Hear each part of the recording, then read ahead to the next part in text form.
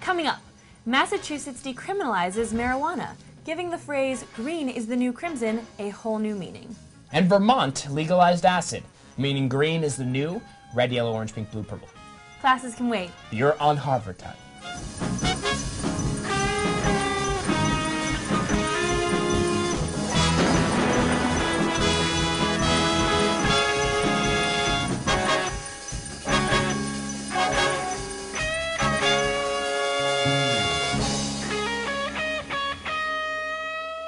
Welcome to this week's episode of On Harvard Time. First up, the historic election in which America... Yeah! Obama! Obama! Obama! Derek, are you telling me you forgot about Chris? Oh! Chris LaBerge, right. A correspondent we forced to run for president. Of course not. How'd that work out for him? See for yourself. This is Chris LaBerge for On Harvard Time, also from the LaBerge for President campaign. I'm here today on Election Day to tell voters to get out and submit those ballots. For me, Chris LaBerge, your new candidate for president. Have you ever considered voting for Chris LaBerge? I'm not actually familiar with who that candidate is. I don't live in his district, whoever it is. Well, he's running for president of the world. I don't even need a vote, man. I already know who I'm going to vote for is going to become president, man. Who's that? Come on, man. You and I know who we thinking about. Chris LaBerge. No? I'm sorry, what's your name again? My name is Bruce. Bruce. Chris LaBerge's policy is actually anybody with the name beginning with the letter B would get a 100% tax return on their income taxes. Well, he really thinks you look good in that coat, and I know Barack Obama doesn't care how you look in that coat. That sounds kind of strange to me because I know many people whose names start with C, D, E, so I'm not sure if I would support such a candidate. I think I'm just going to go now. Okay. All right, well, bye-bye.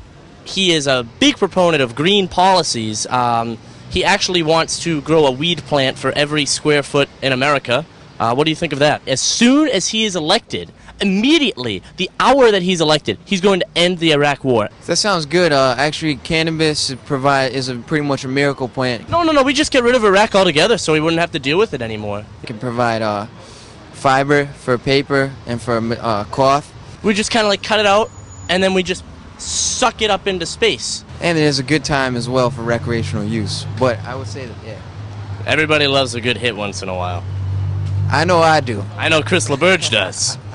Well, I know I do. Are you voting for Chris LaBerge today? No. No? He's the most qualified candidate, please. No? Already voted. Oh, damn it. Who did you vote for? LaBerge. Loser. Are you Chris LaBerge? I'm Chris LaBerge. Hey, good for you, buddy. Keep that democracy alive. Alive and well. While I may not have gotten any adult votes today, I got 3 votes from babies and a restraining order. For On Harvard Time, I'm Chris LaBerge. For bonus footage of Chris on the trail, visit our website. Well, Chris may have lost, but not everyone was sad. Student celebrations in the yard for Obama's victory included... Fun and games.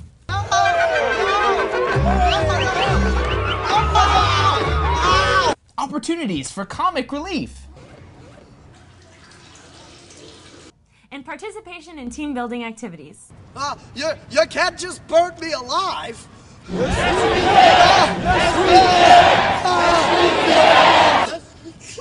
We've been glad to see the progressiveness on display around the nation, and it's great that we can all finally be accepting of people of all races, genders, sexual races.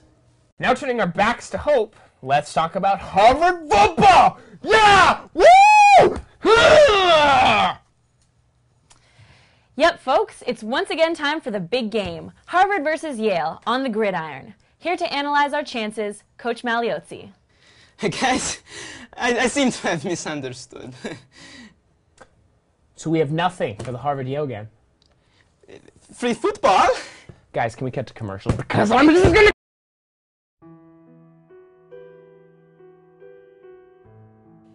Urban squalor. Ominous Gothic architecture. Hourly gunfire. We've seen the products of this environment, and they are terrifying. Hello there. Every night, over 11,000 undergraduates have to sleep at Yale. But it doesn't have to be this way. It's up to you to make a difference. Sponsor a Yale student. So pick up the phone. The call is free and the number is on the screen. This is Justin, and for just 80 cents a day, you can make a real difference in his life.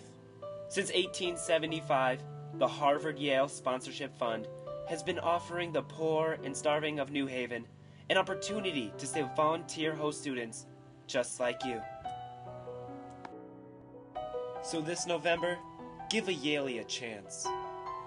Give him hope. Give him a taste of the good life.